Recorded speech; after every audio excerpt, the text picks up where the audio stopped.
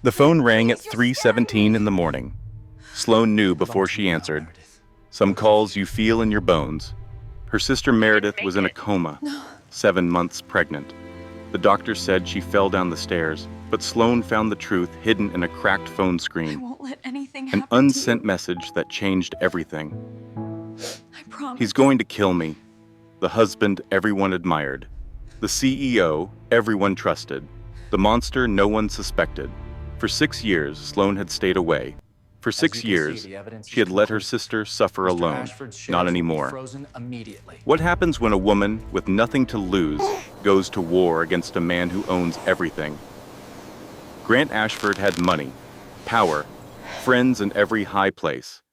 He had made women disappear before, destroyed careers with a single phone call, even killed to protect his secrets.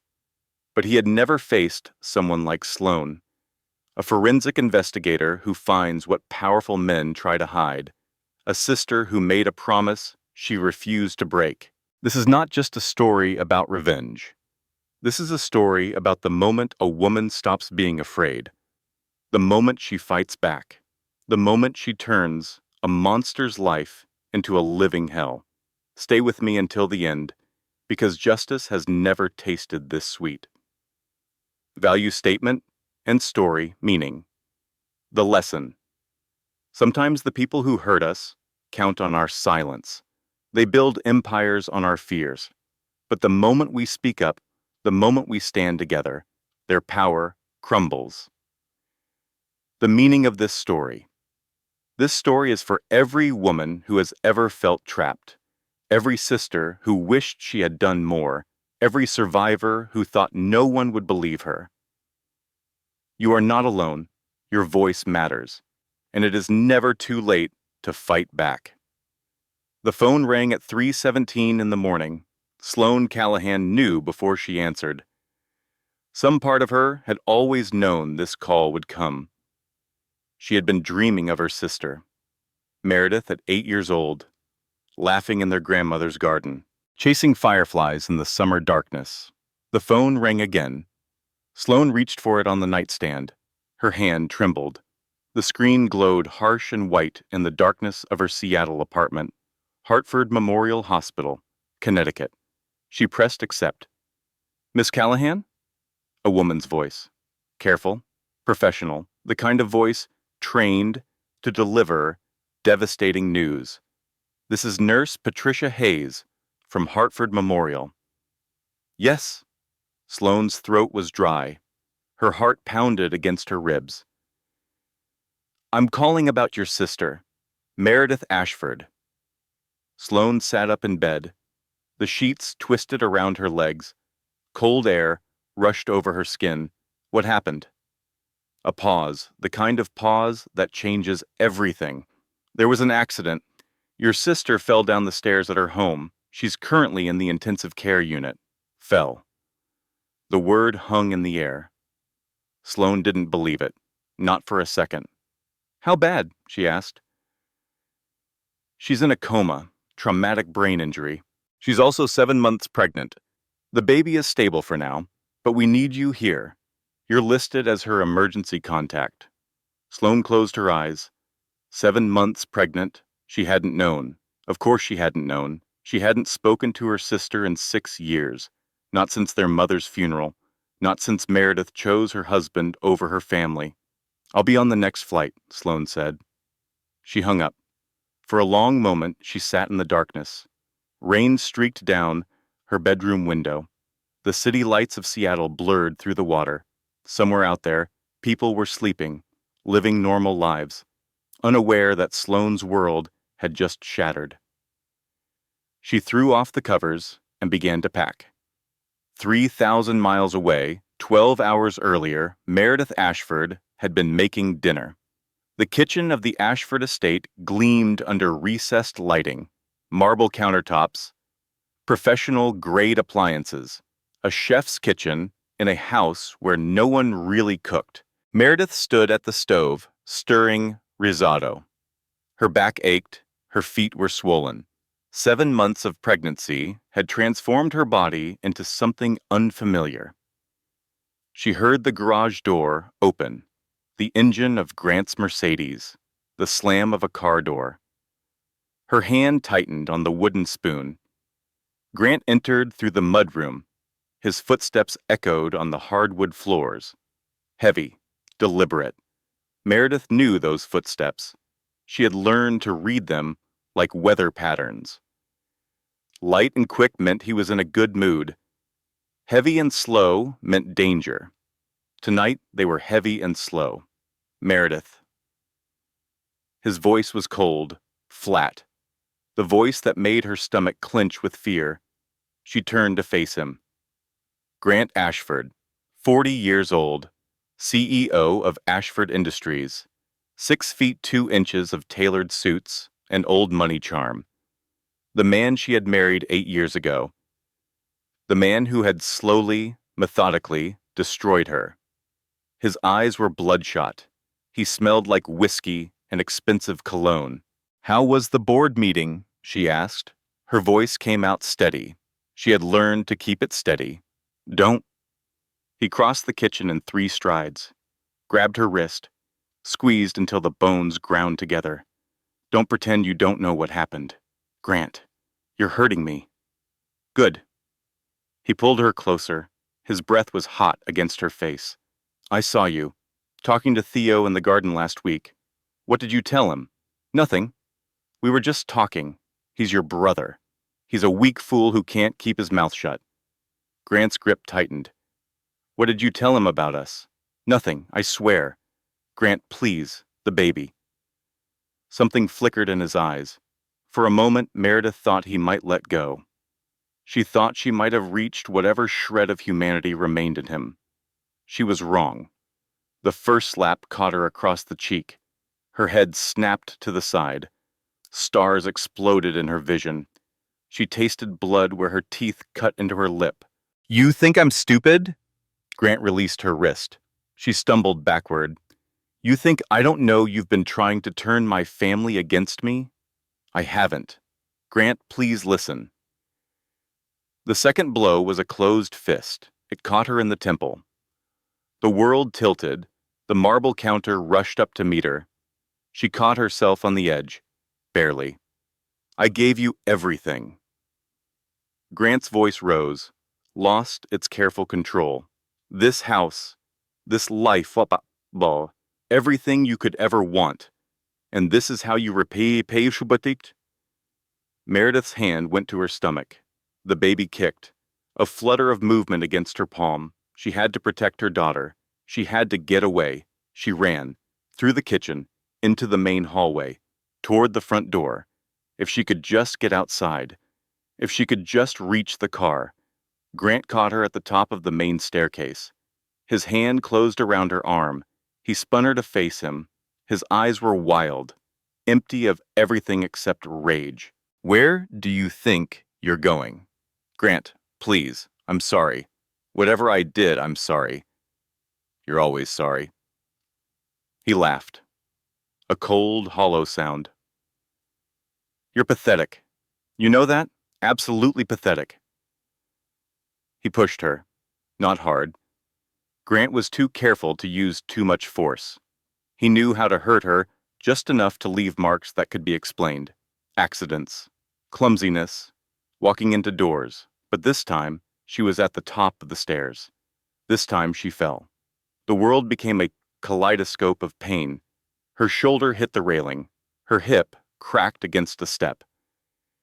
She tried to curl around her stomach, tried to protect her baby, but gravity was merciless. She tumbled down, down, until she hit the marble floor at the bottom. The pain was everywhere, and nowhere. She couldn't breathe, couldn't move, could only stare up at the chandelier above her. Crystal teardrops catching the light.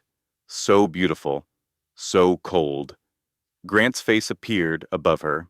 His expression shifted. Rage to calculation. Calculation to concern. Like watching someone put on a mask. "Look what you made me do." His voice was calm now, almost gentle. "You should have been more careful. Pregnant women shouldn't run on stairs."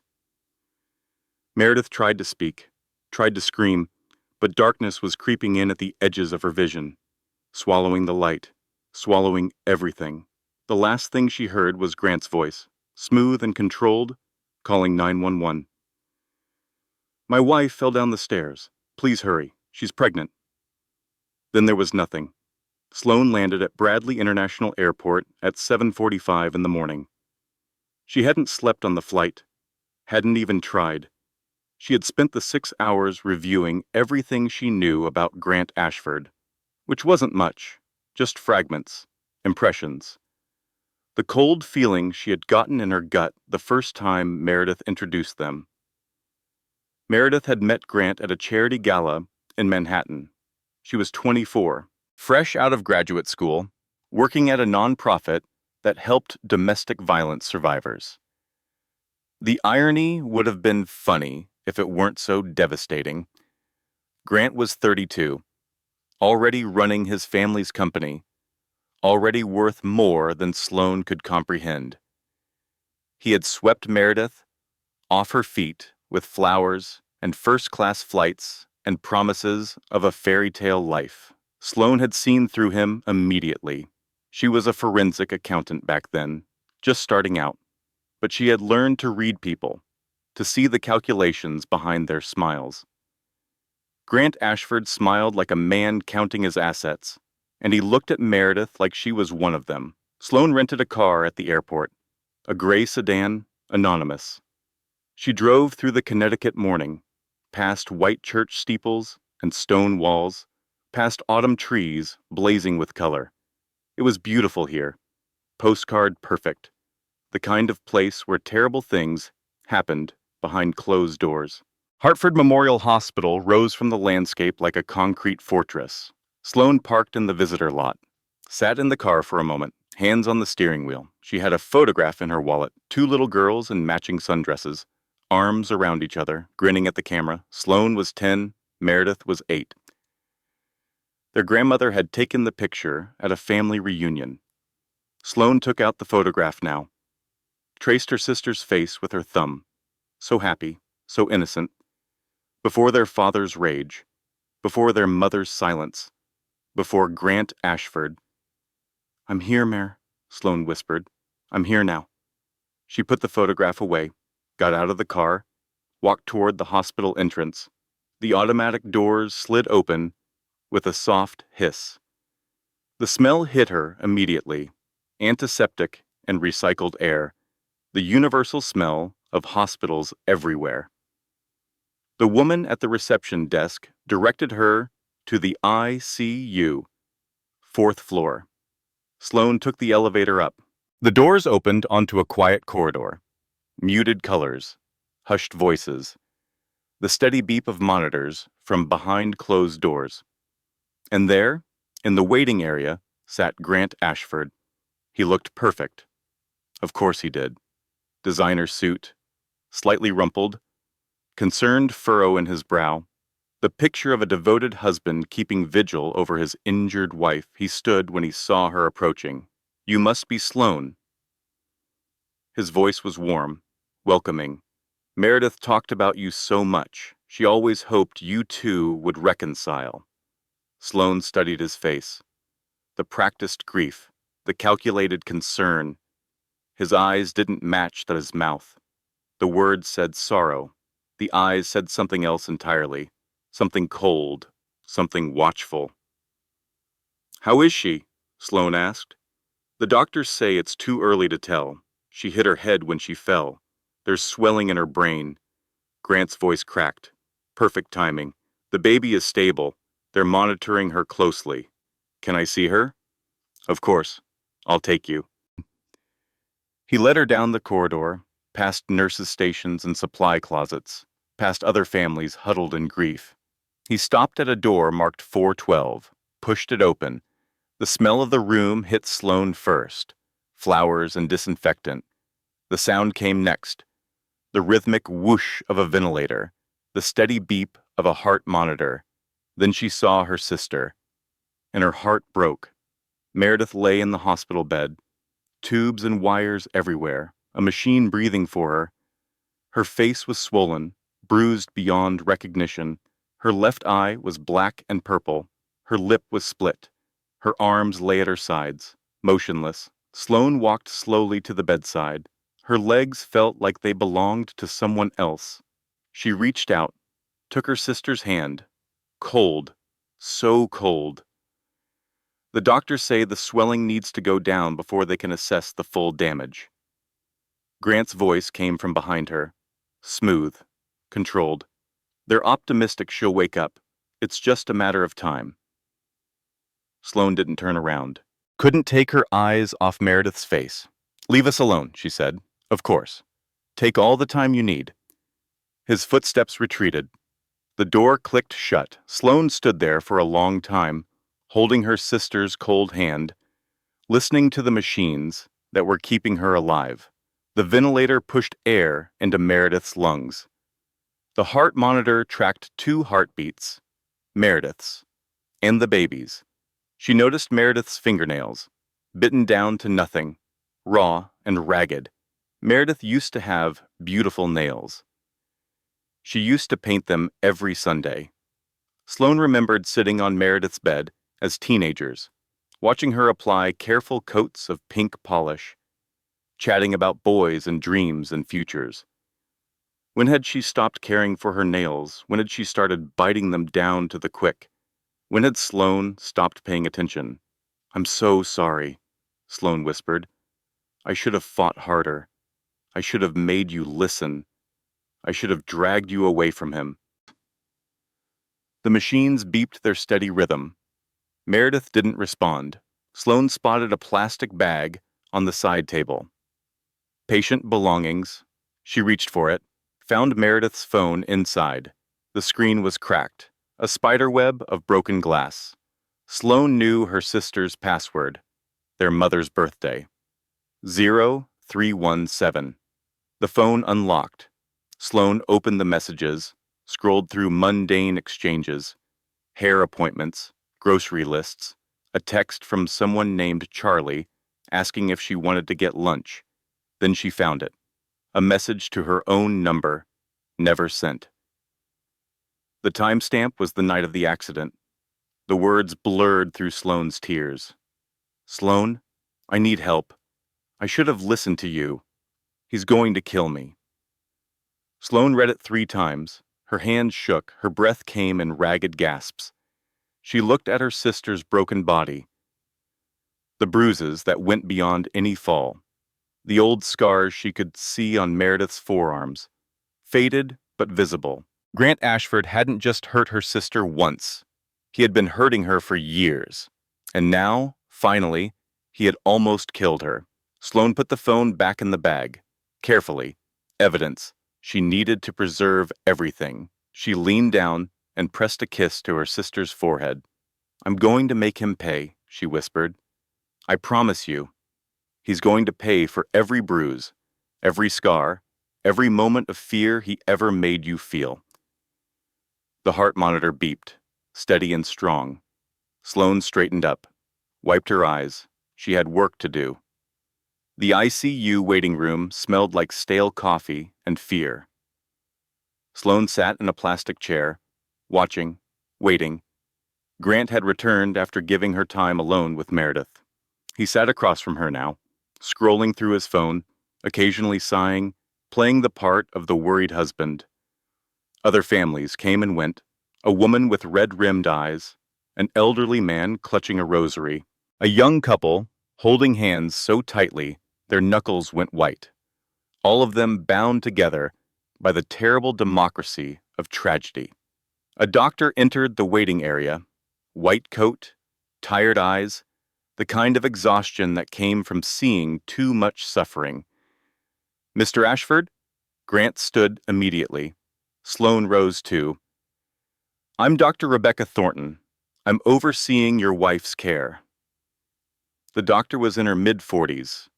Graying hair pulled back in a practical bun, her handshake was firm. Her gaze was direct. "How is she?" Grant asked. His voice cracked again, right on cue. "The swelling in her brain is significant.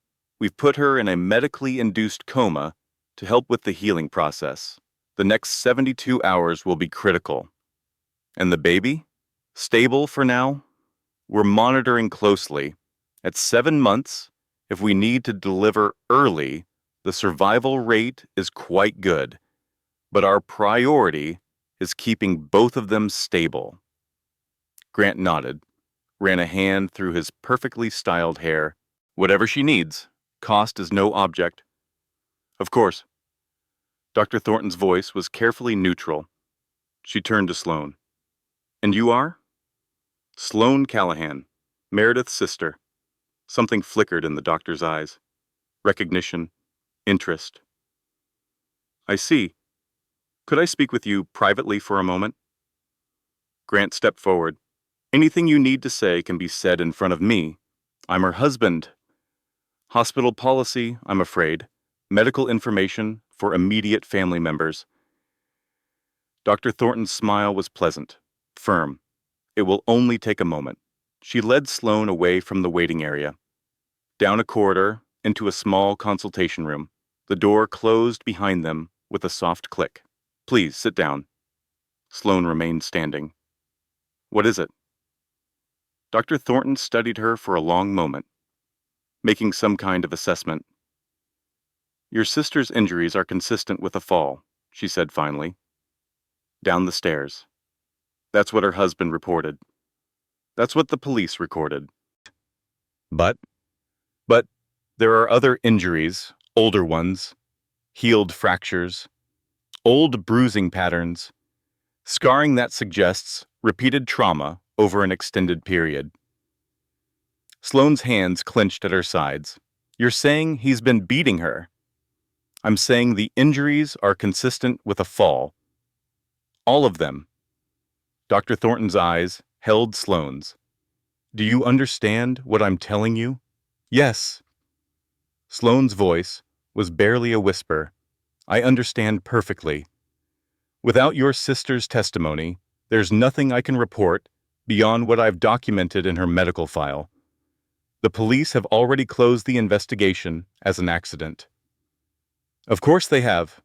Bitterness crept into Sloane's voice. He's Grant Ashford. Old Connecticut money. Friends in all the right places. Dr. Thornton nodded slowly. I've seen this before. Men like him always seem to get away with it. Not this time. Sloan met the doctor's eyes. Not this time. A long pause stretched between them. Your sister listed you as her emergency contact, Dr. Thornton said. Not her husband. That was a deliberate choice. Sloan hadn't thought about that. But of course it was deliberate, even after 6 years of silence, even after choosing Grant over her family. Meredith had still held on to some thread of connection, some hope that her sister would come. How long has she been a patient here? Sloan asked. This is her 3rd visit in 2 years. Always falls, always accidents, always her husband bringing her in, always leaving before I could talk to her alone. 3rd visit. The words tasted like ash. I tried to ask her, once, if she was safe at home. She looked terrified. She said everything was fine. Then her husband walked in, and she went silent. Sloan closed her eyes. 3 visits. At least 3 times Meredith had been hurt badly enough to need medical attention, and each time she had covered for him, protected him, because that's what abuse victims did. They protected their abusers until the abuse killed them. Thank you for telling me this, Sloan said. There's nothing I can do officially, but I thought you should know. Dr. Thornton paused. For what it's worth, I hope she wakes up, and I hope when she does, things are different. Sloan opened her eyes. They will be. I'll make sure of it. Grant was waiting outside the consultation room. His pleasant mask slipped for just a fraction of a second when he saw Sloan emerge. Then it was back, the concerned husband, the grieving partner. Everything all right? He asked. Just medical paperwork. As her sister, I need to sign some forms. Of course. He fell into step beside her as she walked back toward Meredith's room. I'm glad you're here, Sloan. Truly, Meredith would want you here. Would she? She always talked about you. Missed you terribly. I tried to encourage her to reach out, but she said you had your own life in Seattle. Your business. Sloan stopped walking, turned to face him. Let's be clear about something, Grant. Her voice was calm, cold, the voice she used in depositions when she was about to destroy someone on the witness stand. I know what you are. I knew from the moment we met. Grant's expression didn't change, but something shifted behind his eyes, like a snake coiling. I'm not sure what you mean. My sister is lying in that room because of you. We both know it, and when she wakes up, everything is going to change. A long pause. Grant's smile didn't waver. Grief does strange things to people, he said gently. Makes them look for someone to blame. I understand. But Meredith fell. It was a terrible accident. The police investigated. There's nothing more to say. For now. Sloan turned and walked into Meredith's room. She didn't look back. The next few hours passed in a blur. Sloan sat by Meredith's bed, held her hand, talked to her about nothing and everything. The weather in Seattle, her business, the little coffee shop down the street from her apartment that made the best cinnamon rolls. She told her about the time she caught a CEO embezzling $20 million, how he had tried to bribe her, threaten her, and how she had taken him down anyway. That's what I do now, Mayor. I find the people who think they're above the rules, the ones who think money and power make them untouchable, and I prove them wrong. The ventilator whooshed. The heart monitor beeped. Grant thinks he's untouchable, but he's wrong. I'm going to find everything he's hiding, every secret, every crime, and I'm going to destroy him. Meredith's hand remained still in hers, cold and limp. A soft knock at the door interrupted her. A young woman entered, late 20s, brown hair and a messy ponytail, red-rimmed eyes. She wore scrubs with a visitor badge clipped to her chest. I'm so sorry to intrude. Her voice was hoarse, like she had been crying for hours. I'm Charlotte Reeves. Charlie, I'm Meredith's friend. Sloan, her sister. Recognition dawned on Charlie's face. Oh my God. She talked about you all the time. She missed you so much. Sloan stood, offered her chair. Please, sit with her. Charlie moved to the bedside, took Meredith's other hand. Tears streamed down her cheeks. I should have done something, she whispered. I knew something was wrong. I could feel it. But she always had an excuse. Clumsy, walked into a door. I didn't push hard enough. You couldn't have known. I should have known. Charlie's voice cracked. I'm a nurse. I see domestic violence cases every week. I know the signs. But with Meredith, whoop. She shook her head. She was so good at hiding it, and he was so charming, so perfect. Sloan pulled up another chair, sat beside her. Tell me about him. Tell me everything. Charlie looked up. Her eyes were filled with guilt and grief, and something else, something like hope. Where do I start? At the beginning. So Charlie talked. About how Grant controlled everything. Meredith's schedule, her friends, her clothes, her money. How he would show up unexpectedly at their lunches. How Meredith's phone was always tracked. She talked about the bruises she had noticed, but never mentioned. The way Meredith flinched when Grant raised his voice. The time she had shown up at Charlie's apartment at midnight, shaking, refusing to say what happened. She made me promise not to tell anyone, Charlie said. She said he would know. He always knew everything. Did she ever try to leave? Once. About 2 years ago. She stayed with me for 3 days. Then he showed up with flowers and apologies, promised it would never happen again, cried, begged. And she went back. She always went back.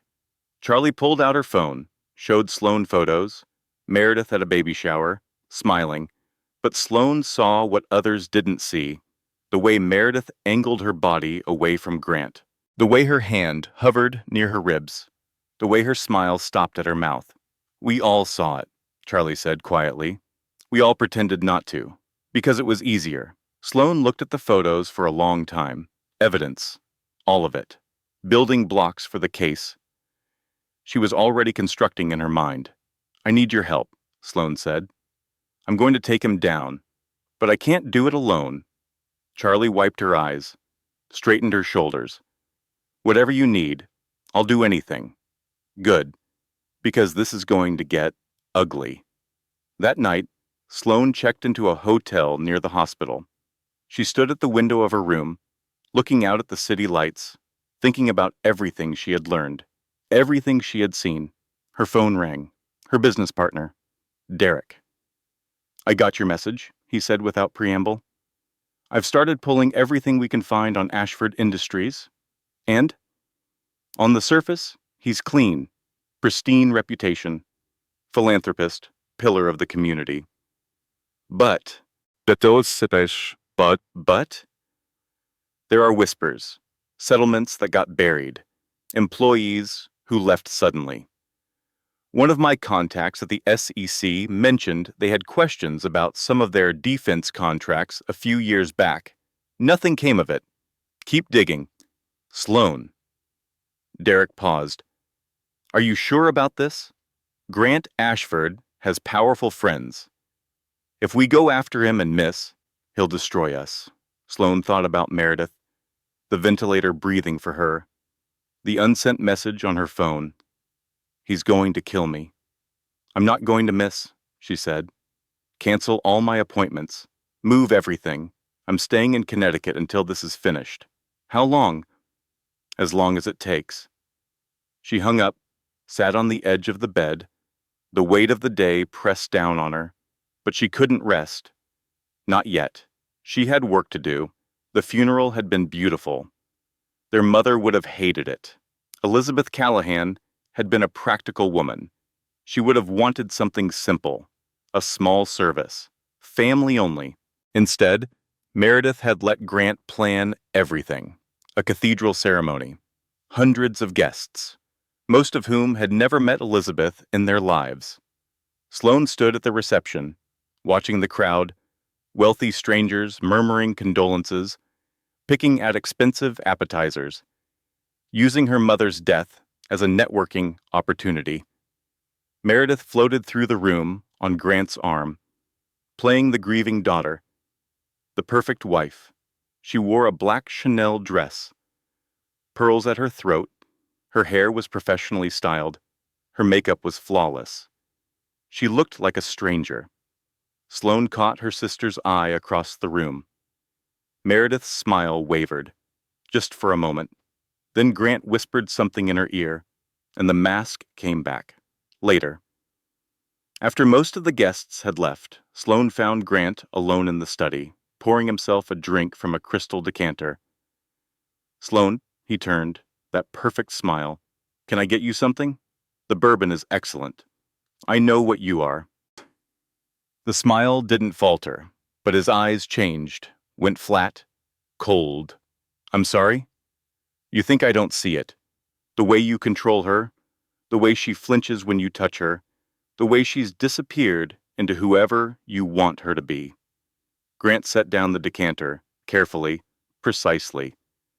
Your sister told me about your paranoia, he said. His voice was pleasant, almost sympathetic. She said you were always jealous of her, always trying to control her. That's a lie, is it? She said you never approved of any of her boyfriends, never thought anyone was good enough. She said you tried to sabotage every relationship she ever had. Sloane's hands trembled with rage. I'm not going to let you turn her against me. I'm not turning her against you. You're doing that yourself. Grant picked up his drink, took a slow sip. Meredith loves you. She wants you in her life. But if you can't accept that she's chosen me, maybe it's better if you two take some time apart. The study door opened. Meredith stood in the doorway. Her eyes moved between them, taking in the tension, the anger. What's going on? She asked. Nothing, darling. Grant's voice was warm again, loving. Your sister and I were just getting to know each other better. Sloan turned to Meredith. He's manipulating you, Mare. Can't you see it? This isn't who you are. This perfect wife act. This isn't you. Sloan, please. Meredith's voice was tired, strained. Not today. Mom just died. I know, and I'm trying to protect you. From what? From my husband who loves me? Who takes care of me? Meredith's voice rose. You don't know anything about my life. You're never here. You're always working, always too busy. That's not fair. Isn't it? Meredith stepped closer. Her eyes were bright with tears. When's the last time you visited? When's the last time you called? You send a text on my birthday. That's it. And now you show up at Mom's funeral and tell me my marriage is a lie? No. Meredith held up her hand. I'm done, Sloan. If you can't accept Grant, if you can't be happy for me, then maybe it's better if we take some time apart. The words hit like a physical blow. Sloan stared at her sister, saw the wall behind her eyes, the careful blankness that came from years of training, of learning to suppress her real feelings. Grant stood behind Meredith, one hand resting on her shoulder. Possessive, proprietary.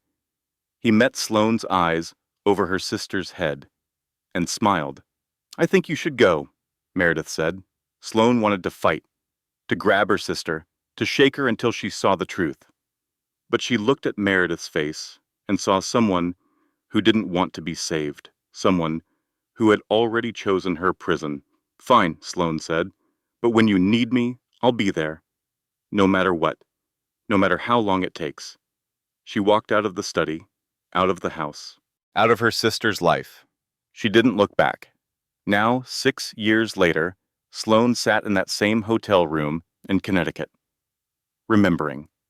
She had replayed that conversation 1,000 times, wondered what she could have done differently, what she could have said to make Meredith see, but she knew the answer.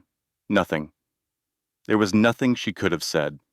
Meredith had been too far gone by then, too deep in Grant's web, too convinced that his version of reality was the truth. That was how abusers worked. They didn't just hurt their victims' bodies, they hurt their minds, their sense of self, their ability to trust their own perceptions, until the victim couldn't tell anymore what was real and what was manufactured. Sloan had learned a lot about domestic violence in the years since, had read books, talked to survivors, tried to understand. And the more she learned, the more she realized how impossible it was to save someone who wasn't ready to be saved. But now Meredith was in a coma. She had reached out. She had tried to send that message. That meant something had changed. Something had shifted. Maybe almost dying had finally broken through. Sloan picked up her phone, called Derek. I need everything you can find on Grant Ashford, personal, professional, everything.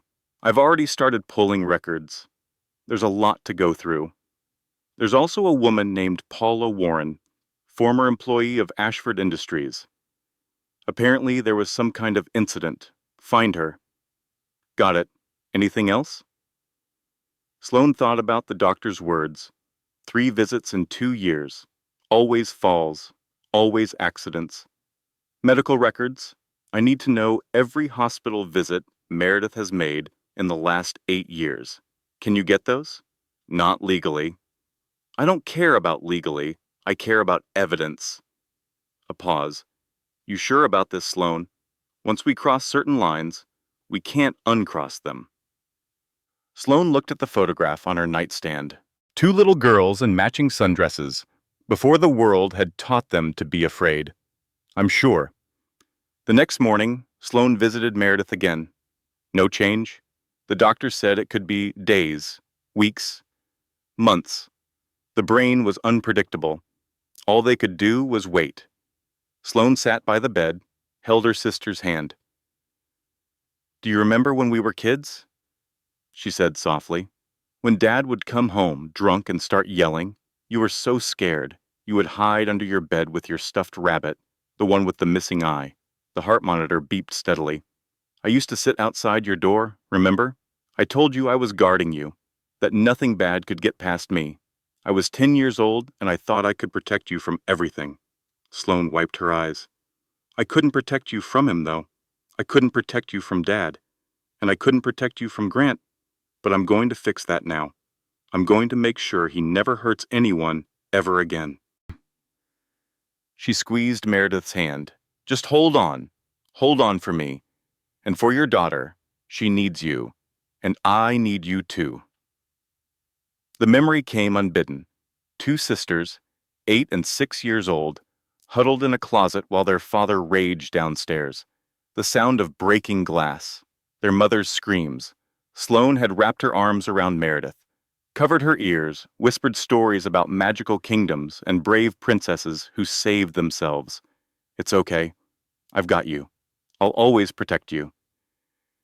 Meredith had looked up at her with those big, trusting eyes. Promise? I promise. Sisters forever. Sisters forever. They had stayed in that closet until the noise stopped, until their father passed out on the couch, until their mother came upstairs with fresh bruises and a tired smile, pretending everything was fine. Sloan had learned early that love sometimes meant staying silent, that protection sometimes meant pretending, that survival sometimes meant making yourself small. She had spent her adult life fighting that lesson, building a career around exposing the truth, holding powerful people accountable, refusing to stay silent. And now, finally, it was time to use everything she had learned. For Meredith. The file on Grant Ashford grew thicker by the day. Sloan had taken over a corner table at a coffee shop near the hospital. Papers spread everywhere, laptop open, phone constantly buzzing with updates from Derek. The picture that emerged was familiar. Too familiar. Grant Ashford was a serial predator wrapped in Armani and old money. He had perfected the art of appearing perfect. Charitable donations, community involvement, a seat on the board of 3 different nonprofits, including, horrifically, a women's shelter. But beneath the surface, the pattern was clear. 3 former assistants had left the company with unexpected severances, their departures described as mutual agreements, their NDAs ironclad. 2 ex-girlfriends from before Meredith had filed police reports for harassment. Both reports mysteriously disappeared from the records. And then there was Paula Warren. Derek found her living in a small town in Maine. She had agreed to talk. Barely. Sloan drove 3 hours to meet her at a diner off the highway. Paula was 38 now, thin, nervous. She kept looking at the door like someone might burst through at any moment. I worked as his executive assistant for 2 years, she said. Her voice was quiet, controlled. He was charming at first, so charming, made me feel special, important. What happened?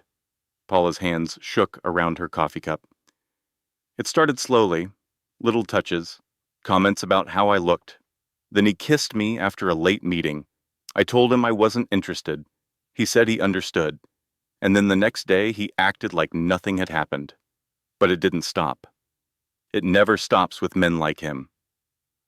Paula's eyes were distant, haunted. He wore me down. Eventually I gave in. We had an affair. 6 months, I thought he loved me. What changed? I got pregnant. Paula's voice cracked. I thought he would leave his wife. I thought we would be together. Instead, he paid for an abortion. And when I refused, I was fired the next day. Sloan felt sick. Did you go to the police? He had a recording of me, in his office, saying things I shouldn't have said. Paula wiped her eyes. He said if I ever talked, he would destroy me. My reputation, my career, everything. So I stayed quiet, moved away, started over. I'm sorry. Don't be sorry. Be effective.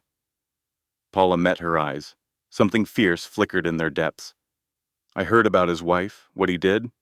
If you're going after him, I want to help. I'll testify. I'll tell everyone what he is. You might not have to testify, but I need your story documented. Everything you remember. Dates, times, names, Paula nodded slowly. I can do that. For her, for all of us. Back at the hospital, Sloan found Detective Marcus Webb waiting in the hallway outside Meredith's room. He was 52 years old, gray at the temples, the kind of tired that came from decades of seeing humanity at its worst. He showed her his badge. Miss Callahan, I'm the lead detective on your sister's case. I thought the case was closed. Officially, yes. Accidental fall. But I got a call from Dr. Thornton. She had some concerns about the medical findings. Sloane's heart rate quickened. What kind of concerns? Off the record? Webb looked around, lowered his voice. Your sister's injuries don't match a simple fall. The bruising patterns, the previous fractures, something doesn't add up. So, what are you going to do about it? Webb sighed. That's the problem. Grant Ashford has powerful friends. The chief got a call from the mayor's office. The DA got a call from his country club buddy. Everyone wants this case closed. And you're just going to let them? I didn't say that. Webb met her eyes, something stubborn in his expression. I said the case is officially closed, but sometimes unofficial investigations turn up interesting information. Sloan studied him, weighing, calculating. What do you need? Evidence, something concrete, something that can't be explained away or buried. I might be able to help with that. I figured you might. Webb handed her a card. That's my personal cell. Anything you find, you call me, not the station, me. Sloan took the card, a fragile thread of hope. Why are you helping me? Webb was quiet for a long moment. When he spoke, his voice was rough. I had a sister once. Similar situation. Different man. She didn't make it. He cleared his throat. I don't want to see that happen again. Grant returned to the hospital that evening. Sloan watched from across the hallway as he entered Meredith's room, watched him sit by the bed, take his wife's hand, whisper something she couldn't hear, but she could see his grip tighten on Meredith's fingers, could see the smile that didn't reach his eyes. He stayed for exactly 30 minutes, then checked his watch, stood, straightened his tie, and walked out without a backward glance. Sloan followed him through the hospital corridors, into the parking garage. She kept her distance, stayed in the shadows. Watched him climb into his Mercedes and drive away. He wasn't going home. She followed him through the winding streets of Hartford, past the wealthy suburbs, into an industrial area near the river. He pulled into the parking lot of an unmarked building, went inside. Sloan parked across the street, waited. An hour later, Grant emerged with another man. Younger, nervous looking. They shook hands. The younger man handed over a thick envelope. Grant opened it, counted what was inside, nodded. Then both men got in their cars and drove away. Sloan stayed in the parking lot for a long time, thinking. Grant Ashford wasn't just an abuser. He was hiding something bigger. And Sloan was going to find out what. That night, Sloan received a package from Derek. Financial records, internal communications, the result of some creative hacking that neither of them would ever admit to. The picture that emerged was damning. Ashford Industries had been inflating the costs of their defense contracts for years, millions of dollars siphoned through shell companies. Accounts in the Cayman Islands, Luxembourg, Switzerland. Grant Ashford was worth over $200 million. At least half of it stolen from the U.S. government. He's not just a monster, Sloan murmured. He's a criminal. She called Derek. I need to get this information to someone at the SEC, someone who can't be bought off. I might know someone, old friend from my days at the Bureau. He owes me a favor. Make the call. Sloan hung up, looked at the files spread across her hotel room. The evidence of years of fraud, years of abuse, years of destruction. Grant Ashford had built his empire on lies and violence, and Sloan was going to tear it down brick by brick. The Ashford estate sat on 50 acres of manicured grounds, stone walls, iron gates, security cameras on every corner. The main house was a Georgian mansion that had been in the family for 5 generations. It looked like something from a magazine, beautiful, cold, untouchable. Sloan had received a summons from Vivian Ashford, Grant's mother, the woman who ruled the family with an iron fist wrapped in Hermes scarves. A housekeeper led her through marble hallways lined with oil paintings of dead Ashfords, into a sitting room that probably cost more than Sloane's entire apartment. Vivian waited on a settee, white hair perfectly coiffed, pearls at her throat, tea service laid out before her. "Miss Callahan, please sit." Sloan remained standing. "What do you want?" "Straight to the point. I appreciate that." Vivian poured tea with practiced elegance. "Sugar? Milk?" "I'm not here for tea." "No, you're here because you've been asking questions, making accusations, upsetting my son." Vivian set down the teapot. Her eyes were hard as diamonds. "I'm here to tell you to stop. And if I don't, then I'll have to take measures. Our family has considerable resources, legal, political, personal." Vivian's smile didn't reach her eyes. "I would hate to see those resources directed at you." Sloan moved closer, stood over the older woman. "Your son beat his pregnant wife so badly she's in a coma. He's been abusing her for years. And you want me to stop asking questions?"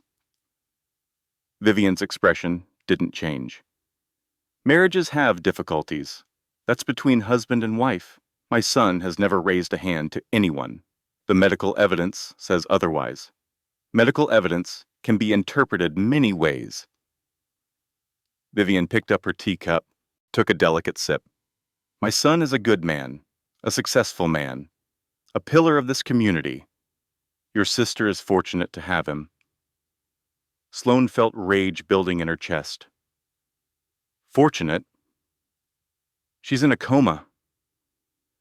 A tragic accident. These things happen." Vivian set down her cup. "You're not welcome here, Miss Callahan. Not in this house. Not in this town. Not in my son's life. I suggest you return to Seattle before things become uncomfortable." For a long moment, neither woman moved. The silence stretched between them like a wire about to snap. "I'm not going anywhere," Sloan said finally. "And when this is over, your son is going to prison. Your precious family name is going to be dragged through the mud, and everyone is going to know exactly what kind of monsters you've raised." She turned and walked out. Behind her, Vivian's voice followed, cold, deadly. "You have no idea what you're dealing with." Sloan found Theodore Ashford at a bar downtown. He was drunk, slouched in a corner booth, half-empty glass of whiskey in front of him. He looked nothing like his brother. Where Grant was sharp edges and cold calculation, Theo was soft. Weak. The kind of man who had spent his whole life in someone else's shadow. Sloan slid into the booth across from him. "Go away," Theo mumbled.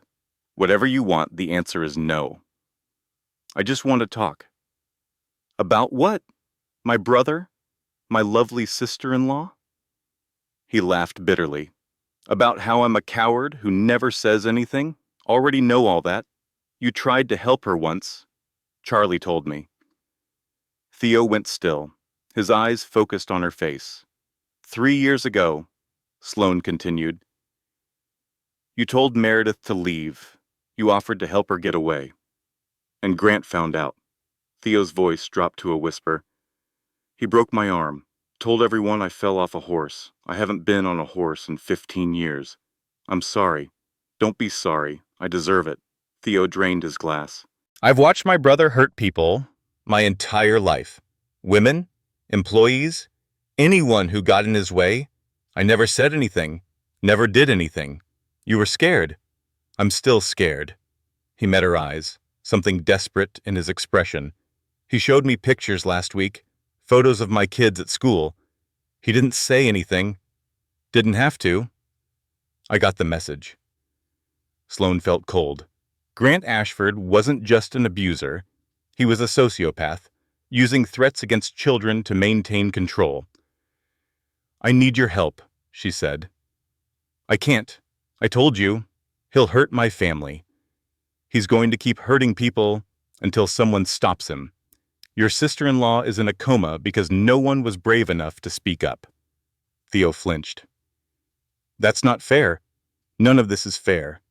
But it's the truth. He was quiet for a long moment. The bar noise washed around them. Laughter and music, and the ordinary sounds of people living ordinary lives. What do you want me to do? He asked finally. Tell me about the business, the financial irregularities, the shell companies. Theo's face went pale. How do you know about that? I know a lot of things, but I need someone on the inside. Someone who can point me in the right direction. Another long pause. Theo's hands shook as he reached for his empty glass. There's a safe in his office. At the house. Behind a painting of our grandfather. His voice was barely audible. And that's where he keeps the important documents. The real records. The ones he doesn't want anyone to see. Can you get me in? Are you insane? The house has more security than Fort Knox. There has to be a way. Theo rubbed his face. There's a charity event next week. Black tie gala at the estate.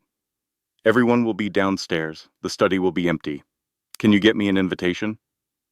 I must be out of my mind. But he was nodding, already reaching for his phone. If he finds out, he'll kill me. You know that, right? He won't find out. And when this is over, you'll be free of him too. Theo looked at her. Something flickered in his eyes. Hope. Fear. A desperate need to believe. Sisters forever, he murmured. What?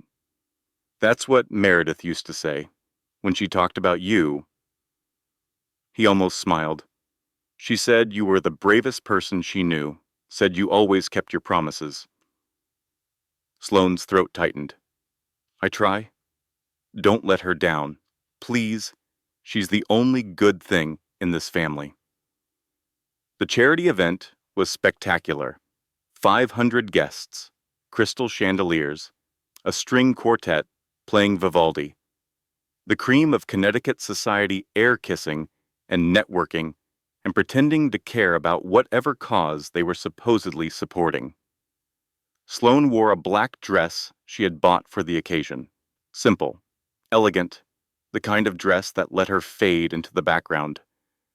Grant worked the room like the consummate performer he was, accepting condolences about his wife, looking appropriately devastated, playing the part of the grieving husband while his wife lay unconscious in the hospital. Sloan watched him, saw the donors handing over checks, heard the murmurs of sympathy. It made her sick. He's using her, she thought, using his wife's tragedy to fundraise for himself. But she stayed focused, waited for her moment. When the crowd gathered for the keynote speech, Sloan slipped away. The study was on the second floor. Theo had drawn her a map. Third door on the left. The painting of the grandfather was impossible to miss. She moved quickly, silently. Years of sneaking around corporate offices had taught her how to be invisible. The safe was exactly where Theo said it would be. An older model. No electronic keypad, just a combination lock. Sloan smiled. She had been cracking safes since she was 12. 5 minutes later, she woke up. She was looking at the contents, documents, account numbers, photographs, and a flash drive. She took photos of everything, then pocketed the flash drive, closed the safe, replaced the painting. She was halfway to the door when it opened. Grant stood in the doorway. His eyes moved over her, the desk, the painting. Looking for something? His voice was pleasant, conversational. The bathroom? I must have taken a wrong turn. The bathroom is downstairs. He stepped into the room, closed the door behind him. You're a terrible liar, Sloan. just like your sister. Sloane's heart pounded, but she kept her voice steady. I don't know what you're talking about. I think you do. Grant moved closer, slowly, like a predator stalking prey. I've been watching you, asking questions, digging into my business, my family. Your wife is in a coma. I'm trying to understand what happened. She fell. That's what happened? A tragic accident. His smile widened. But you don't believe that, do you? No, I don't. Grant was very close now. She could smell his cologne, see the cold calculation in his eyes. Let me be very clear, he said softly. Whatever you think you know, you can't prove. Whatever evidence you think you've found, it will disappear. And if you keep pushing, you'll regret it. Is that a threat? It's a promise. He leaned in, his breath hot against her ear. Tragic accidents happen all the time, even to people who ask too many questions. He pulled it back, smiled his perfect smile. Enjoy the party. Then he was gone. Sloan stood alone in the study, heart racing, hands trembling, but the flash drive was still in her pocket, and she was still standing. It wasn't over, not by a long shot. The flash drive contained everything: financial records, communications, photographs, and most damning of all, video. Security footage from the Ashford house, time-stamped the night of Meredith's fall. Sloan watched it 3 times. Each viewing felt like swallowing glass. Grant enters through the garage, unsteady, drunk. He goes to the kitchen, finds Meredith. The audio is muffled, but the violence is clear. The slap, the punch, Meredith running, Grant pursuing. At the top of the stairs, he grabs her arm, spins her around, and pushes. She falls. He stands at the top of the stairs, watching. For 32 seconds, he just watches his wife crumpled at the bottom. Then he walks down, steps over her body, and calmly calls 911. My wife fell down the stairs. Please hurry, she's pregnant. His voice is concerned, worried. The perfect husband. Sloan paused the video, stared at Grant's face, the mask already in place, the performance already beginning. She had him, but evidence alone wasn't enough. Grant had powerful friends, expensive lawyers, an entire system designed to protect men like him. Sloan needed to build a case so airtight that no amount of money or influence could make it disappear. She started with the financial fraud. James Whitmore met her at a coffee shop in Hartford.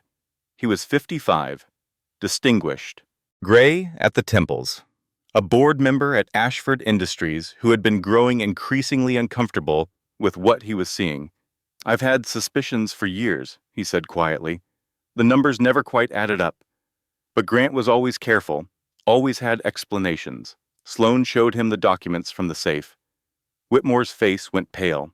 My God, this is massive.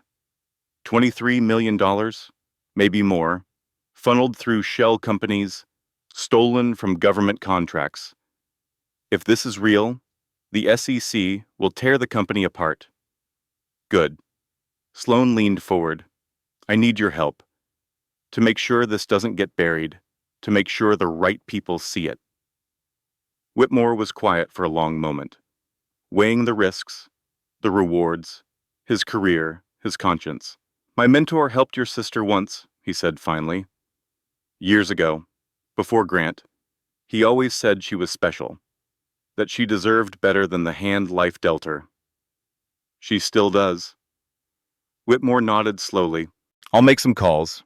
There are people at the SEC I trust, people who can't be bought. Thank you. Oh. Don't thank me yet. This is going to get ugly before it gets better. The women came forward, one by one. Paula Warren first, then 2 others, all former employees, all victims of Grant's predatory behavior, all silenced by threats and NDAs. He made us feel like we were the crazy ones, said Linda Marsh, 34, former marketing director. Like we had imagined it, like we were overreacting. That's what abusers do, Sloan said. They make you doubt yourself. I've carried this for 5 years. Linda's voice broke. The shame, the fear, feeling like it was somehow my fault. It wasn't your fault. None of this was your fault. The 3 women agreed to testify together. There was safety in numbers, strength in solidarity. He destroyed our lives separately, Paula said. Let's return the favor together. Detective Webb continued his unofficial investigation. The more I dig, the more I find, he told Sloan one night over coffee. Complaints that were never filed, reports that disappeared, witnesses who suddenly changed their stories. Someone's been cleaning up after him for years. Multiple someones. He has people in the department, the DA's office, City Hall. Webb shook his head. The man's built himself a fortress. Every fortress has weak points. Maybe. But finding them takes time. And we might not have much time. Sloan knew what he meant. Meredith was still in a coma. Still fighting. But the doctors were growing cautious. If she didn't wake up soon, they would need to deliver the baby. And without Meredith's testimony, prosecuting Grant for the assault would be nearly impossible. We need to move faster, Sloan said. I'm doing everything I can. I know. She rubbed her eyes. Exhaustion pulled at her like weights. I feel like we're running out of time. Nina Castellano became Sloan's secret weapon. Grant's executive assistant was 35 years old. She had worked for him for 7 years. She knew everything, and she was terrified. He'll kill me if he finds out, she whispered. They met in a parking garage, away from cameras, away from eyes. He doesn't have to find out. Just give me access, information, things I can use. Nina's hands twisted together. You don't understand. He knows everything. He has eyes everywhere. I can protect you. No one can protect me from him. But she agreed. Small things at first, meeting schedules, phone records, the names of people who came and went from Grant's office. Then bigger things, access codes, account passwords, the location of backup servers. There's another flash drive, Nina said one night. He keeps it at the office, separate from the one at home. It has video, audio, everything he's ever done to protect himself. Can you get it? Nina was silent for a long moment. Her face was pale in the garage's fluorescent light. I can try. 3 days later, Nina Castellano was found dead in her apartment. The police ruled it suicide. Pills. A note that said she couldn't live with herself anymore. Sloan knew better. She stood at Nina's grave, cold rain falling, watching the mourners scatter. The family who had no idea what had happened. The co-workers who would never know the truth. Grant was there. Of course he was. Playing the concerned boss, the grieving friend, offering condolences, shedding tears. Their eyes met across the cemetery. Grant smiled. Sloan felt something harden inside her, something cold and sharp and unbreakable. Nina had died trying to help, had been murdered for her courage. And Grant stood there, smiling, like he had won, but he hadn't won, not yet. Sloan turned and walked away from the grave, away from the rain, away from Grant's hollow smile. She had work to do. Everything fell apart. The SEC investigation was halted. Someone at the agency had raised red flags, procedural issues. The evidence was tainted. The case was being reviewed. Sloan knew what that meant. Grant's friends had gotten to them. Theo stopped returning her calls. A week after the funeral, she received a text from an unknown number. A photograph of his children walking into school. No message. None was needed. James Whitmore was suddenly unavailable. His secretary said he was on vacation. Indefinitely. His office had been cleared out. Paula Warren called crying. Someone had sent her employer copies of the recordings Grant had made of her years ago, edited, damning. She had been fired on the spot. "I should have known better," she sobbed. "He always wins. He always finds a way." One by one, Sloan's allies disappeared, retreated, went silent. And then Grant came to visit. He showed up at her hotel room at 9 in the evening.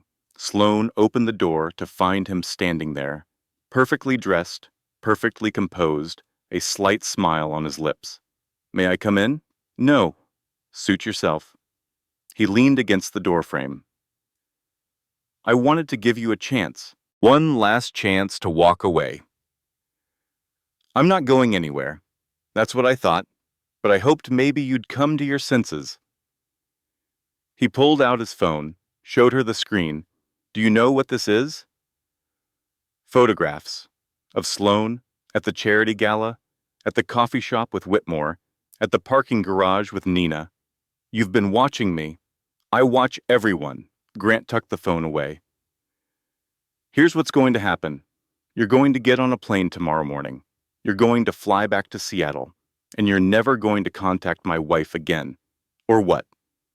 Or things will start happening to your business, your reputation, your friends." His smile widened. "To you." Sloan stepped closer. "Are you threatening to kill me? Like you killed Nina? Nina killed herself. Everyone knows that." His eyes were flat, empty, tragic. "She was always so fragile. You're a monster." "I'm a successful businessman who protects what's his." Grant straightened. "Your sister made her choice years ago. She chose me. She's mine. And nothing you do is going to change that. She's in a coma because you put her there. She fell. It was an accident. That's what the police say. That's what the doctors say. That's what everyone believes." He turned to leave, then paused. "Go home, Sloan, before something tragic happens to you too." He walked away down the corridor. Sloan stood in the doorway, trembling with rage, with fear. With something she couldn't name, she closed the door, locked it, checked the windows, moved a chair against the handle. Then she sat on the bathroom floor, back against the tub, and cried. For the first time since this began, she allowed herself to feel hopeless. 3 in the morning, the hotel room dark around her, the weight of everything pressing down like a physical force. Grant was too powerful, too connected, too careful. He had been getting away with this for decades. What made her think she could be the one to stop him? Nina was dead. Theo was terrified into silence. The SEC investigation was buried. The women who had agreed to testify were being systematically destroyed. Maybe he's right, she thought. Maybe I should just go home. She called the hospital, automatic at this point, checking on Meredith. "No change," the night nurse said gently. "But she's stable.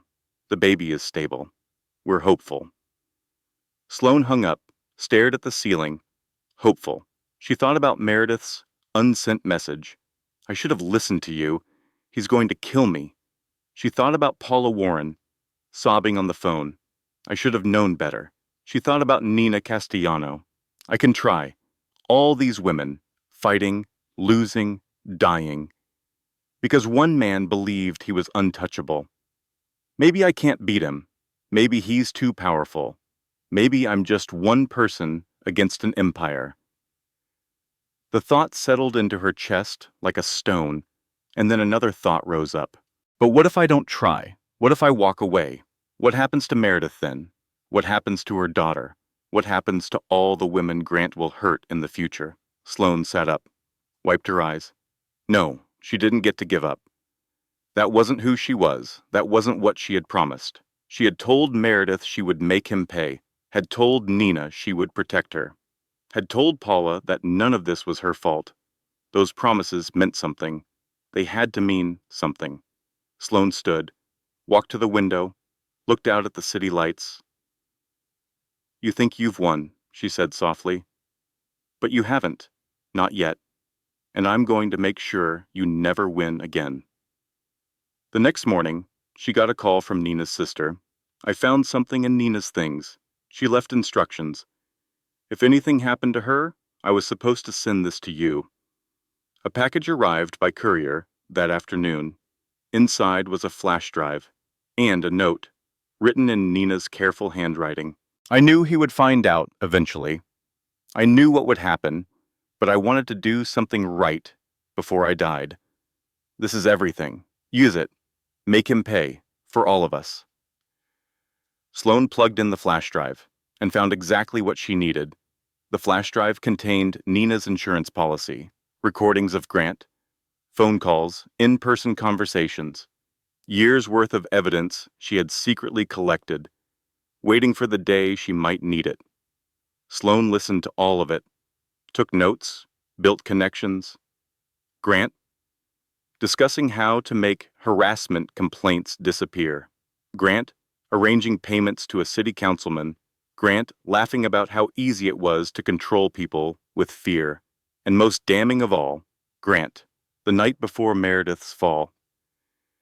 "She's been talking to my brother, asking questions about the finances. If she doesn't stop, I'll have to do something about it." A pause. Another voice. Male. Unfamiliar. "What kind of something?" "Whatever's necessary. She's my wife. She belongs to me. And I'll do whatever it takes to keep her in line." Sloan reached out to Paula Warren and the others. "I know what happened. I know you're scared, but I have evidence now. Real evidence. The kind that can't be buried or explained away." Slowly, they came back, 3 women, then 4, then 6, all with stories, all with scars, all willing to stand together. "We have nothing left to lose," Paula said. "He's already taken everything. Might as well take something back." Detective Webb reviewed the audio recordings. "This is actionable," he said, something like hope in his voice. "Conspiracy, obstruction of justice, maybe even confession to premeditated assault. Can you arrest him?" "Not yet. But I can reopen the investigation. Present this to the DA." He paused. "The new DA. The old one just resigned. Apparently there were some irregularities in his campaign funding." Sloan smiled. James Whitmore had come through after all. Quietly. From the shadows. But he had come through. The board meeting was scheduled for Thursday. James Whitmore had called an emergency session. Required attendance, no proxies. The official agenda was routine: budget reviews, quarterly projections. The real agenda was Grant Ashford's destruction. Sloan prepared carefully. Evidence packets for every board member. The financial documents, the audio recordings, the testimony of 6 women, and the video. Always the video. The night before the board meeting, Sloan visited Meredith. She sat by the bed, held her sister's hand, talked to her like she always did. "It's almost over, Mare. I found everything. All his secrets, all his lies. Tomorrow, the whole world is going to know what he really is." The heart monitor beeped steadily. The ventilator whooshed. "You were so brave, keeping that phone, trying to send that message, even when you were scared, even when he had convinced you there was no way out." Sloan squeezed Meredith's fingers. "You saved yourself, even when you couldn't send it. Just trying was enough." She felt something. A twitch a tiny movement against her palm. Sloan looked down at their joined hands. Meredith's fingers moved again, curling weakly around hers. "Mare?" She looked at her sister's face. Meredith's eyes were open. Dr. Thornton rushed in within minutes. Tests, assessments, the flutter of urgent activity, nurses and monitors and careful examinations. Sloan stood in the corner, watching, praying. "She's showing signs of responsiveness," Dr. Thornton said finally. "It's early. We need to be cautious. But this is very promising." Meredith couldn't speak. The ventilator was still doing most of the work, but her eyes tracked movement, focused on faces, focused on Sloan. "Hey, Mare." Sloan moved to the bedside, took her sister's hand again. I'm here. I'm right here. Meredith's lips moved. No sound came out. But Sloan could read them anyway. Sisters forever. The board meeting convened at 9 in the morning. 12 members seated around a mahogany table in the Ashford Industries headquarters. Grant at the head, confident, in control, unaware of what was coming. Before we begin the regular agenda, James Whitmore said, there's a matter that requires immediate attention.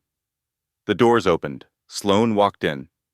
Behind her came Detective Webb, 2 officers, and the 6 women who had agreed to testify. Grant's face changed, just for a moment, a flicker of something beneath the mask. Then the pleasant smile returned. What is this? This is a private meeting. Not anymore. Sloan set the evidence packets on the table, one in front of each board member. These documents detail 10 years of financial fraud perpetrated by Grant Ashford, $23 million stolen from government contracts and funneled through shell companies. Murmurs around the table, the sound of pages turning. There's also evidence of criminal conspiracy, obstruction of justice, witness tampering, harassment, and assault of multiple employees. Sloan met Grant's eyes. And attempted murder. This is ridiculous. Grant's voice was still smooth, but something tightened around his eyes. Sloan is my sister-in-law. She's been trying to destroy my family for years. This is all fabricated, lies and manipulation. Then you won't mind watching this? Sloan nodded to Detective Webb. He connected a laptop to the conference room's display. The video began to play. The kitchen, Grant entering, Meredith backing away. The slap, the punch, the pursuit, the fall. 32 seconds of Grant watching his wife at the bottom of the stairs. Then his calm, measured voice calling for help. The room was silent. Board members stared at the screen in horror. Some looked away. Others couldn't tear their eyes from the image. Grant's mask finally cracked. That video is doctored. It's been manipulated. This is entrapment. The video was recovered from your own security system. Detective Webb stepped forward. Along with years of recordings that show a pattern of abuse and criminal activity. Grant Ashford. Webb's voice was formal now, official. You're under arrest for attempted murder, fraud, conspiracy, and obstruction of justice. The officers moved forward. This is a mistake. Grant backed away. I'm Grant Ashford. Do you know who my friends are? I'll have your badge. I'll have all your badges. You're welcome to try. Webb gestured to the officers. Cuff him. The handcuffs clicked shut. Grant was led through the room, past the board members who wouldn't meet his eyes, past the women he had terrorized for years, past Sloan, who stood still as stone. He stopped in front of her, leaned close. This isn't over, he hissed. You have no idea what you've done. I kept my promise, Sloan said quietly. That's all that matters. Then he was gone. The news broke within hours. CEO arrested for attempted murder and fraud. Ashford Industries, stock plummets. 6 women come forward with abuse allegations. The media swarmed, cameras outside the courthouse, reporters stalking anyone connected to the case. The story was too big, too salacious, too perfect. Grant Ashford, the golden boy of Connecticut society, revealed as a monster. Sloan avoided the cameras. She had no interest in being part of the spectacle. Her focus was on Meredith. 3 days after the arrest, Meredith was awake and talking. The ventilator was gone. Her voice was weak, rough from weeks of disuse, but she could speak, could understand, could finally tell her story. Detective Webb took her statement gently, patiently, giving her all the time she needed. He was charming at first, Meredith said. Her eyes were distant, remembering, so charming. He made me feel like the most special person in the world. By the time I realized what he really was, I was trapped. When did the abuse start? Gradually. So gradually I didn't even notice at first. A criticism here, an insult there, isolation from my family, my friends. She glanced at Sloan. My sister. Did you ever try to leave? Once. He found me within a day, brought me back, promised it would never happen again. Meredith's voice hardened. It happened again? It always happened again. Can you tell us about the night of the incident? Meredith closed her eyes, drew a deep breath. He came home angry, accused me of talking to his brother about the business, about his secrets. Her hand went to her stomach. The baby kicked against her palm. He hit me. I ran. He caught me at the stairs. Did he push you? Yes. The word was barely a whisper. He put his hands on my shoulders, looked me in the eyes, and pushed, and then I fell. Thank you, Mrs. Ashford. That's enough for now. The trial began 4 months later. By then, Meredith had given birth, a healthy baby girl, 7 pounds 2 ounces, born 3 weeks early, but strong. Perfect. She named her Hope. Hope Callahan. No Ashford. Never Ashford. The trial was a sensation. Every seat in the courtroom filled, reporters camped outside, the nation watching. Grant pled not guilty. Of course he did. His lawyers argued entrapment, doctored evidence, a family vendetta. But the evidence was overwhelming. The video, the financial records, the testimony of 8 women now. 2 more had come forward once they saw the others find their courage. Meredith testified on day 12. She walked into the courtroom in a simple black dress, no makeup, no jewelry. She looked directly at Grant as she took the stand. He stared back, that cold smile still on his face, but something had changed in his eyes, something hollow, defeated. Meredith told her story, all of it. 8 years of abuse, the escalation, the isolation, the fear that had become her constant companion. I believed him when he said, "No one would believe me," she said. Her voice was steady now, strong. I believed him when he said I deserved what happened. I believed him when he said I had nowhere to go. What changed? The prosecutor asked. Meredith looked at Sloan, sitting in the front row. My sister came back, and she reminded me that I wasn't alone, that I never had to be alone. Grant's lawyer tried to discredit her, suggested she was lying, confused, manipulated by her sister. Meredith didn't waver. I know what I experienced. I know what he did to me. I have the scars to prove it. Her eyes met Grant's one final time, and I'm not afraid of him anymore. The verdict came on day 18. Guilty on all counts.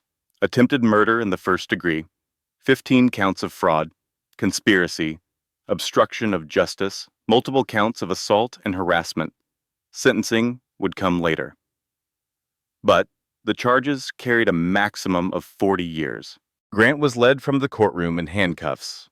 No smile this time, no mask, just the blank face of a man watching his empire crumble. Sloan watched him go, then she turned to her sister, wrapped her arms around her. It's over, she whispered. It's finally over. Meredith held her tight, trembling, crying, but for the first time in 8 years, the tears were relief. 6 months later, Grant Ashford was sentenced to 40 years in federal prison. No parole. At the sentencing hearing, 7 of the women he had abused delivered impact statements, one by one, standing in front of him, looking him in the eyes as they described what he had taken from them. Meredith went last. You told me I was nothing without you, that no one would ever believe me, that I should be grateful you chose me. Her voice rang clear through the silent courtroom. You were wrong, about all of it. I am not nothing. I am strong. I am brave. I survived you. And now I'm going to live the rest of my life free, while you rot in a cell.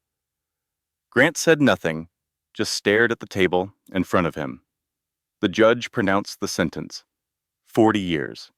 The maximum allowed. Justice. Finally, imperfectly, incompletely, but justice nonetheless. Vivian Ashford disappeared to Europe shortly after the verdict. Some said she was living in a villa in the south of France. Others said she had retreated to Switzerland.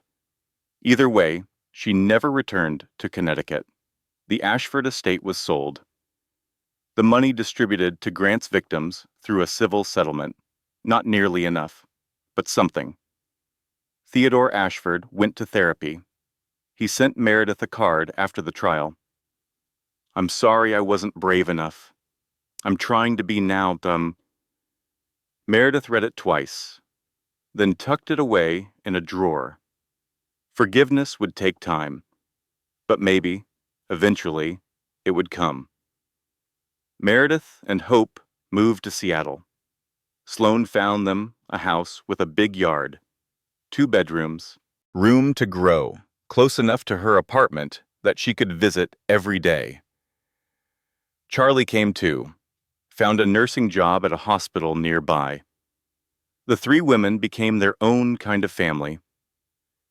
"It's not what I imagined," Meredith said one evening.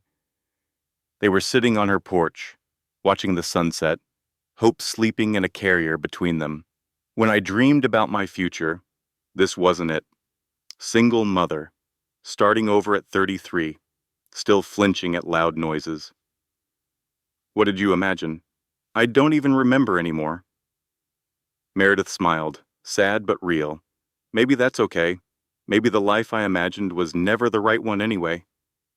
"It wasn't, but this one is." Meredith looked at her sister. "How do you know?" "Because you're free. Because you're safe. Because you have a daughter who's going to grow up knowing what real love looks like." Sloan reached over, squeezed her hand. "Because you have me, and I'm not going anywhere. Not ever again." Hope was 9 months old when she took her first steps. Sloan was there. Of course she was. She was always there. Now, the baby tottered across the living room, chubby legs, unsteady, arms outstretched for balance. Meredith knelt at one end, Sloan at the other. "Come on, Hope. You can do it." The baby grinned, showing 4 tiny teeth, took another wobbling step, then another, and fell right into Sloan's arms. She did it. Meredith was crying, happy tears this time. Her first steps. "She's going to be trouble," Sloan said, holding the squirming baby, feeling her heart overflow with love. "Good." Meredith crossed the room, scooped Hope into her own arms. "I want her to be trouble. I want her to fight back. I want her to never, ever be quiet when someone hurts her." She won't be, not with us teaching her. A Sunday afternoon, the 3 of them on the porch, Hope was playing with blocks, building towers and knocking them down, giggling every time they crashed. "I used to think strength meant not needing anyone," Meredith said quietly. "Being independent, not asking for help. But that's not strength. That's just being alone. What's strength then?" Meredith was quiet for a long moment, watching her daughter play. Letting people in, trusting again, even when it's terrifying, even when you've been hurt before. She looked at Sloan, choosing connection over safety, believing that love is worth the risk. Sloan thought about everything they had been through, the years of estrangement, the abuse, the coma, the fight. "Do you regret it?" she asked. "Those 6 years we lost? Every day?" Meredith's voice caught. "But I can't change the past. I can only build a better future. For Hope, for me." She smiled. "For us? Sisters forever? Sisters forever." That night, Sloan dreamed of their childhood. 2 girls hiding in a closet, the older one covering the younger one's ears, whispering stories about brave princesses who saved themselves. But in the dream, the story ended differently. The princess didn't wait for someone to rescue her. She rescued herself, with help from her sister, with courage she didn't know she had, with love that was stronger than fear. And they lived, not happily ever after. That was a fairy tale. But they lived, together, imperfect but whole, sisters forever.